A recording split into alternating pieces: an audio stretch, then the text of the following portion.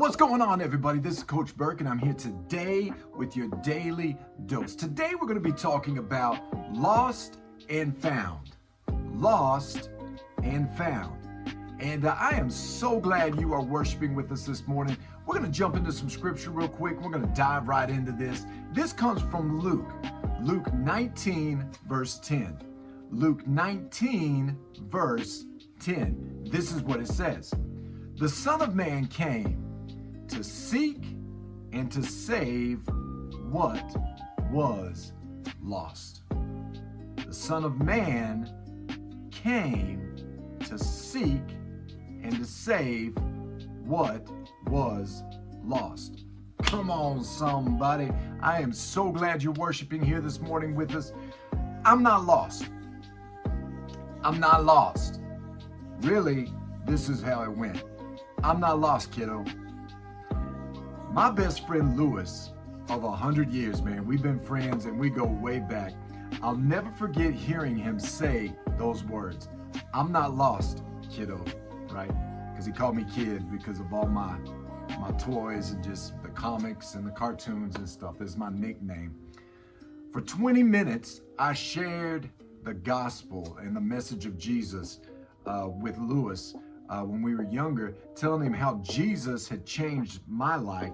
And based on his response, the message was not getting through. The problem with Lewis's response, of course, is the Bible is clear that apart from Jesus, right, all of us are exactly that. We are lost. See, essentially, according to the Bible, being lost spiritually means that we are living apart from God, separated by our sin and our sin nature and prideful self-sufficiency. We are lost. Lost is our default spiritual condition in this world, right? In and apart from God. Apart from God, we are lost. See, at first, this sounds kind of demeaning, right? It sounds kind of harsh, maybe even a little offensive at times. It's only natural for us to put up our defenses like Lewis did as we argue, I'm not lost. Come on, somebody. Look at your neighbor, say it. I'm not lost, right?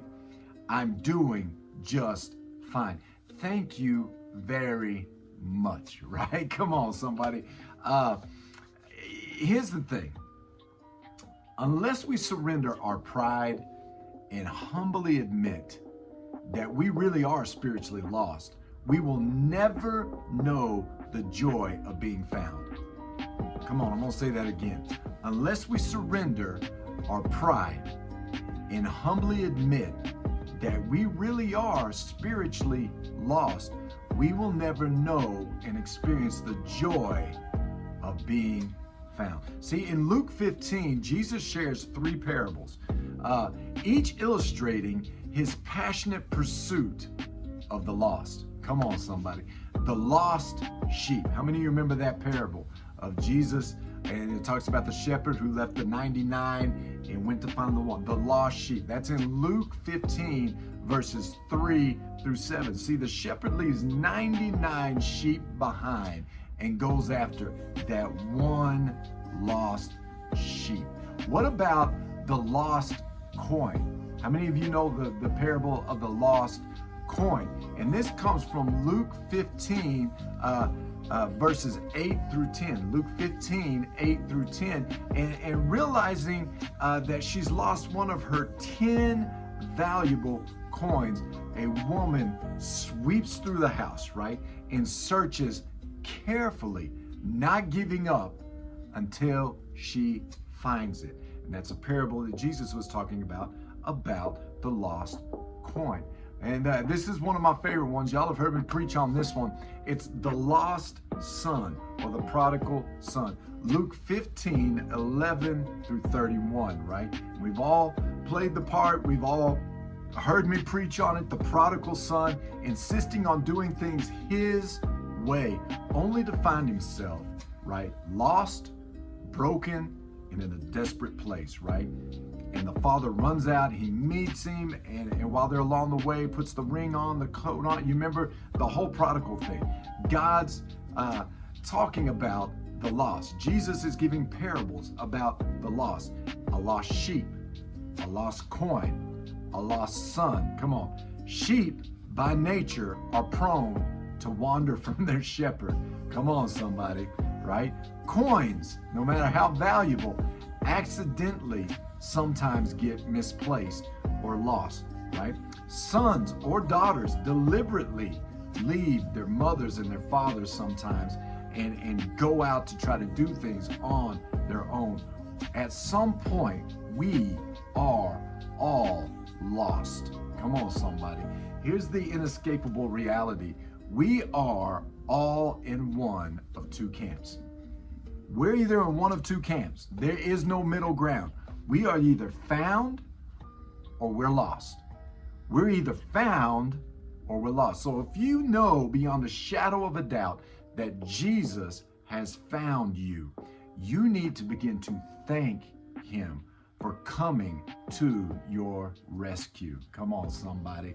Celebrate, right? Celebrate the reality that he didn't leave you on your own, that he found you and brought you back, right? Stop and think of all the things that Jesus has carried you through and been there with you as you went through them, right? Where would you be if he had not graciously and relentlessly pursued us, the wandering sheep? Come on, somebody. I am very, very thankful that Jesus constantly pursues Coach Burke. I am excited that Jesus constantly pursues you out there. Remember this, he has called you to join him and his mission to seek and to save the lost. That's in Luke 19, verse 10. Luke 19, verse 10. So share the gospel of your life. Share with other people what Jesus has done in your life, where you were once lost, but now you're found. We're going to break up into some small groups real quick, and we're going to talk about lost and found. Come on, somebody. And I am so glad you're here. Have a great morning, and peace and prayers, and God bless. And guess what? I'm out.